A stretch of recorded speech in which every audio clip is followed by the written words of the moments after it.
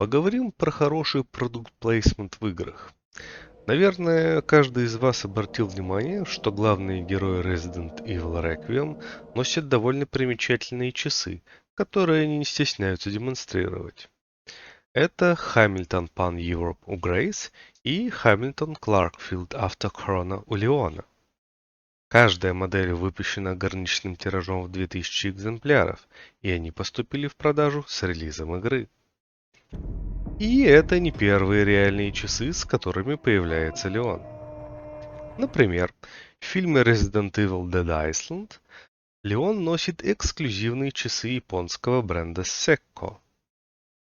А вот в ремейках Resident Evil 4 Леона можно видеть в более практичных часах Casio G-Shock.